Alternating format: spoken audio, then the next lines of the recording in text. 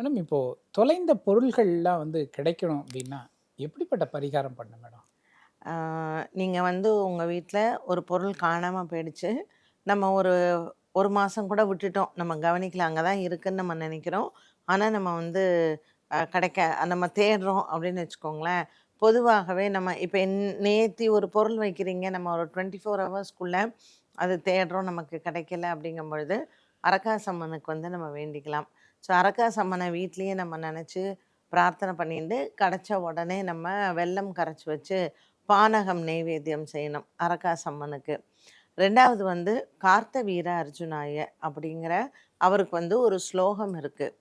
நீங்க 1 மாசம் கழிச்சு அ நம்ம பார்க்கல. ஆனா 1 மாசம் ஆயிடுத்து. நீங்க 27 முறை அந்த ஸ்லோகத்த வந்து ஒரு 4 லைன் தான் அது. கார்த்த வீர அர்ஜுனாய இந்த இவருடைய ஒரு ஸ்லோகம் ஒண்ணு இருக்கு. இந்த ஸ்லோகத்த நீங்க உட்கார்ந்து சாமி முன்னாடி 27 முறை ஜெபித்தால், அந்த காணாம போன பொருள் வந்து நமக்கு 1 மாசமானாலும் சரி, 2 மாசம் யாராவது திருடிட்டு போயிட்டாங்கன்னா கூட, நமக்கு இது போலீஸ் ஸ்டேஷன்ல இருக்கு. இது திருடி வச்சிருக்காங்க. நீங்க வந்து பாருங்கன்னு சொல்லிட்டு நமக்கு கூப்பிடுவாங்க. ஸோ நீங்க நாளாயிடுச்சு அப்படின்னா கூட பரவால்ல. இந்த மந்திரம் கார்த்த வீர அர்ஜுனாயரனுடைய மந்திரத்தை நீங்க உச்சரித்தால், கண்டிப்பாக காணாமல் போன பொருள் நமக்கு கிடைக்கும். 3வது நமக்கு மேங்களூர்ல குத்தார்ல இருக்கக்கூடிய கோரக்கச்சர். இந்த கோரக்கச்சர நீங்க வேண்டிக்கிட்டு அவருக்கு அங்க வந்து அது ஒரு ரூ. 130 நம்ம வந்து அவருக்கு எடுத்து வைக்கணும்.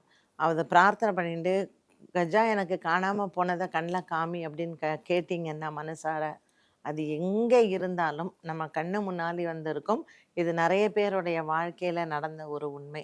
ஸோ நீங்க அந்த குத்தார் அப்படிங்கிற இடத்துக்கு போயிட்டு, கோரகஜருக்கு நம்ம எடுத்து வச்ச அந்த ரூ. 130ல அங்க சில பொருட்கள் விப்பாங்க. அத நம்ம போய் சுவாமிக்கு அங்க சமர்ப்பிக்கணும். இந்த 3மே நீங்க பண்ணலாம். அரக்காசம்மன், கார்த்தவீர அர்ஜுனாயர் மற்றும் அ குத்தார்ல இருக்கக்கூடிய கோரக்கஜர்.